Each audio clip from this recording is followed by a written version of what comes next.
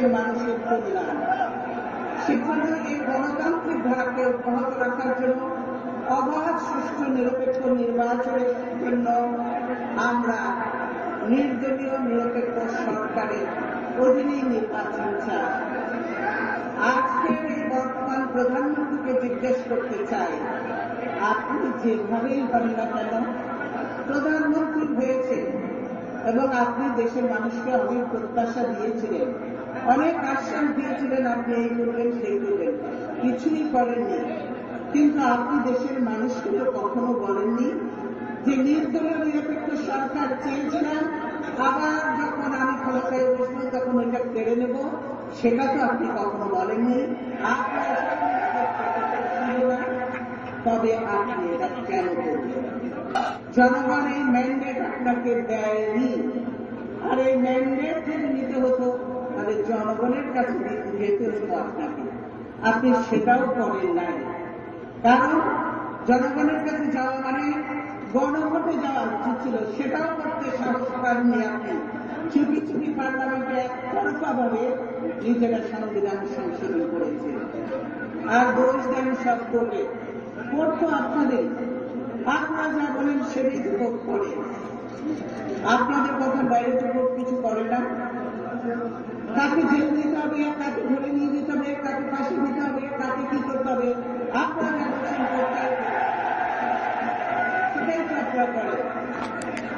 কারণ কোর্টের দোহাই দেয় কেন? কাজে আজকে এই যে পেশাজীবী এখানে আমি তাদের কাছে জিজ্ঞাসা করতে চাই, আজকে আপনারা বলেন যে বাংলাদেশের কোন প্রতিষ্ঠানটাকে এরা নিরপেক্ষ রেখেছে এবং কোন প্রতিষ্ঠানটাকে নিরপেক্ষভাবে স্বাধীনভাবে কাজ করতে দিচ্ছে? কোন প্রতিষ্ঠান নেই। আজকে যেই প্রশাসন দেখেন না কেন, সিভিল প্রশাসন দেখেন, সেখানে কি অবস্থা বানিয়েছে। বহু লোককে বন্দী করে রেখেছে, বহু লোককে চাকরিচ্যুত করেছে। অপরাধ কি তাদের গায়ে হয়তো গন্ধ লাগে, বিএনপি কিংবা জামাত কিংবা অমুক এর গন্ধ লাগে, সেজন্য তারা প্রশাসনের ভালো জায়গায় থাকতে পারবে না, অয়োগ্য হবে, নাহলে তাদেরকে চাকরি থেকে বিদায় নিতে হবে। পুলিশ প্রশাসনে আজকে কি অবস্থা বানিয়েছে দলীয়করণ করে। আমি যখন এখানে আসছিলাম, আমরা আসছি একটা পেশাজীবী এরকম একটা প্রতিষ্ঠানে, সব শিক্ষিত লোকরা এখানে উপস্থিত, তাদের এই কনভেনশনে এসেছি। আর বাইরে সব তাদের পুলিশ আর তাদের সব গাড়িগুলি দেখে মনে হচ্ছে এখানে একটা যুদ্ধক্ষেত্র যেন বাইরে তিনারা বাড়িয়ে রেখেছেন। এই কি গণতান্ত্রিক সরকারের চেহারা? আপনার কাজে আপনার চেহারা প্রতিচ্ছবি ফুটে উঠছে। আপনি যদি জিনিস আপনি সেটা আপনার চেহারায় বুঝিয়ে দিচ্ছেন, কাজে সেজন্যই মানুষ আপনাকে বিশ্বাস করে না। আপনার কোনো কথা এখন মানুষ বিশ্বাস করে না। প্রতি কথা আপনি অসত্য কথা বলেন, প্রতি পদে পদে আপনি অসত্য কথা বলেন, বিভ্রান্ত হন। সেজন্যই আমি মনে করি যে অনেক আগেই হতো বাংলাদেশের মানুষের এই সিদ্ধান্তটা নেওয়া উচিত ছিল, যেন কোর্ট থেকে তার বিষয়ে একটা রায় দেওয়া হয়েছিল রং হেডের করে। তখনই সিদ্ধান্ত নেওয়া হওয়া উচিত ছিল যে বাংলাদেশের মানুষের এরকম রং হেডের মানুষের হাতে যদি দেশ পড়ে, তাহলে দেশ রং পথেই যেতে পারে এবং দেশের কি অবস্থান হবে সেটা কিন্তু মানুষ আজকে বুঝতে পারছে। কাজে আপনি যদি মনে করেন যে আপনি বাংলাদেশে এখনো অনেক জনপ্রিয়, আপনি যদি মনে করেন আপনার দল অনেক জনপ্রিয়, আপনার নির্বাচন করে আবার জিতে আসবেন, তাহলে সমানে সমানে দাঁড়ান, নিরপেক্ষ সরকারের অধীনে নির্বাচন দেন, সমান ফিল্ড হোক, আমরা দেখি। জনগণ দেখুক, জনগণ যাবে, জনগণ যাবে সেটাই রায় দেবে। কিন্তু সেই সাহসটা হয় না কেন? আপনি হেলিকপ্টারে করে এখন থেকে নির্বাচনের কোন খবর নেই, এখন থেকে হেলিকপ্টার করে নৌকায় ঘুরছে বেড়াচ্ছে। আমরা কি জানতে পারি?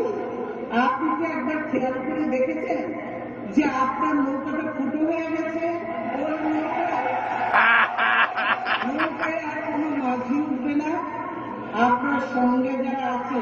যারা জীবনে কোনোদিন ইলেকশনে যেতে না, এই যে কি 111 নাকি এইসব সরকারের মনিরুদ্দিন ফখরুদ্দিনের বদলে যারা ক্ষমতায় এনেছে আপনাদেরকে,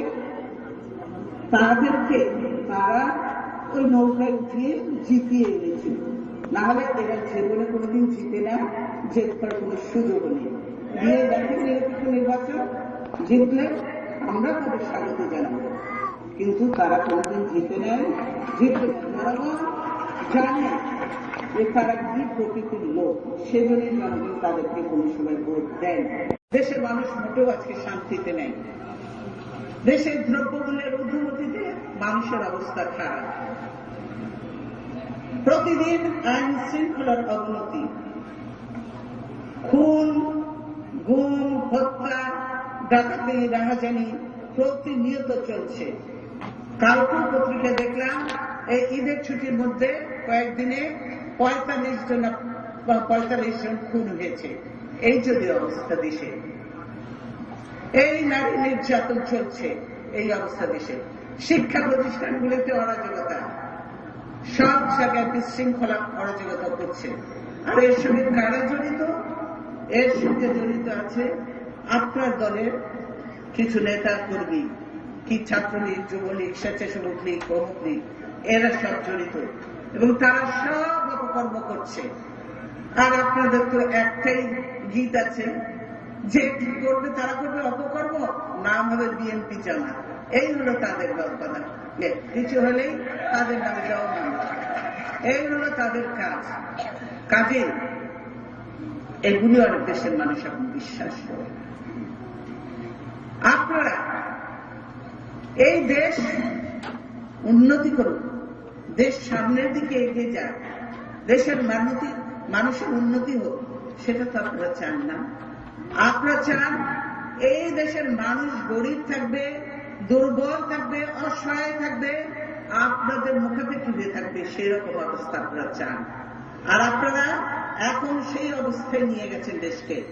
আপনারা ধমকি দিবেন, সভা করতে পারবে না, সভা হবে না। আপনারা ধমকি দিচ্ছেন যে ঘরের ভিতরেও সভা করতে পারবে না, তাহলে বলছে খালি মিলাদ করতে পারবে।